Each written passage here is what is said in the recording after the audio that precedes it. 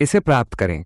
आज की कहानी यह बताती है कि दो आवश्यक गुणों के बिना कोई भी सपना, चाहे वो कितना भी बड़ा क्यों न हो, वास्तविकता नहीं बन सकता। इसलिए रहस्य को जानने के लिए अंत तक इस कहानी के साथ बने रहें।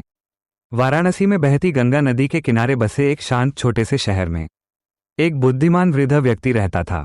हर सुबह वो पानी के किनारे एक पुरानी बेंच पर बैठता था और एक सरल वाक्यांश दोहराता था, आपको वो मिलेगा जो आप चाहते हैं। आपको वो मिलेगा जो आप चाहते हैं। वहां से गुजरने वाले शहर के लोगों को यह अजीब लगा। अधिकांश लोगों ने उन्हें सनकी मानकर खारिज कर दिया और उनकी बातों को अनसुना करते हुए आगे बढ़ गए। एक सुनहरी दोपहर, जब वृद्ध व्यक्ति नदी के किनारे बैठकर जाप कर रहे थे, आपको वो मिलेगा जो आप चाहते हैं, तब अर्जुन नाम का एक युवक उस रास्ते से गुजरा।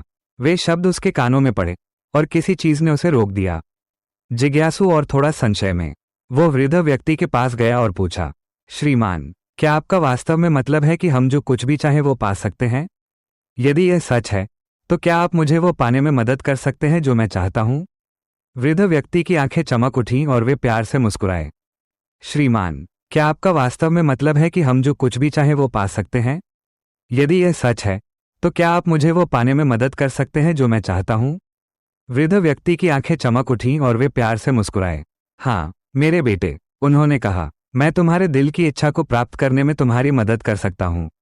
लेकिन एक शर्त है, तुम्हें मेरी बातों पर विश्वास करना होगा और उनका पूरी तरह से पालन करना होगा। सबसे पहले मुझे बताओ, तुम क्या चाहते हो? बिना किसी हिचकिचाहट के अर्जुन ने उत्तर दिया, श्रीमान, मैं अमीर होने का सपना देखता हूं।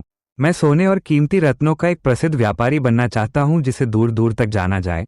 वृद्ध व्यक्ति ने अर्जुन की महत्वाकांक्षा से प्रसन्न होकर सिर हिलाया।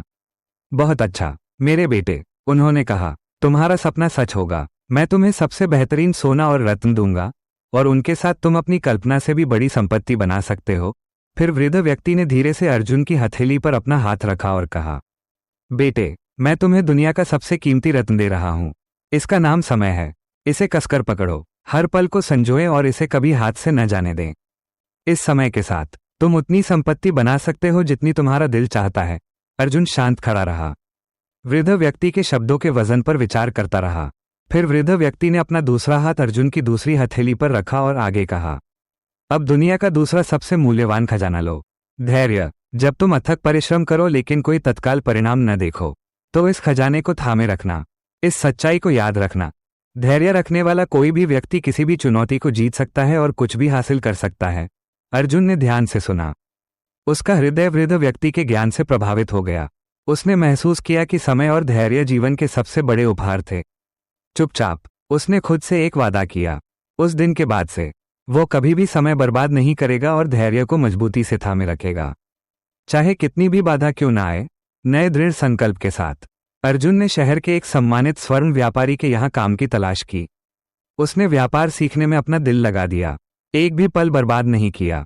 उसने लगन से शिल्प का अध्ययन किया, प्रश्न पूछे और ईमानदारी से काम किया। हर असफलता के बावजूद वह धैर्यवान बना रहा, यह विश्वास करते हुए कि उसके प्रयास फल देंगे। वर्ष बीत गए और समय और धैर्य के प्रति अपनी अटूट प्रतिबद्धता के साथ अर्जुन देश के सबसे सफल स्वर्ण व्यापारियों में से एक बन गया। उसका नाम दूर दूर तक प्रसिद्ध हो गया। जब हम अपने जीवन पर विचार करते हैं तो हम देखते हैं कि हम भी अपने दिलों में बड़े सपने लेकर चलते हैं, फिर भी अक्सर हम खराब समय प्रबंधन और धैर्य की कमी को अपने रास्ते में आने देते हैं। किसी भी लक्ष्य तक पहुंचने के लिए समय और धैर्य सफलता के आधार स्तंभ हैं। कभी भी समय बर्बाद न करें और जीवन की चुनौतियों के दौरान कभी धैर्य न खोएं, क्योंकि समय से अधिक शक्तिशाली कुछ भी नहीं है और धैर्य से बढ़कर कोई खजाना नहीं है। यदि हम समय की कद्र करना सीखते हैं, इसका बुद्धिमानी से उपयोग करते हैं और हर परीक्षा में धैर्यवान बने रहते हैं, तो हम वो सब कुछ हासिल कर सकते हैं जो हम ठान लेते हैं। इसलिए इन दो अनमोल रत्नों, समय और धैर्य को अपने दिल के करीब रखें। केवल तभी आप उस रास्ते को खोल पाएंगे जो आप वास्तव में चाहते हैं। यदि यह कहानी आपको प्रेरित करती है तो इसे दूसरों के साथ भी साझा करें, लाइक करें, संदेश फैलाएं और उन कहानियों के लिए जुड़े रहें जो उत्थान और प्रेरित करती हैं। जब तक हम फिर से नहीं मिलते, धैर्यवान रहें, आभारी रहें और उद्देश्य के साथ आगे बढ़ते रहें।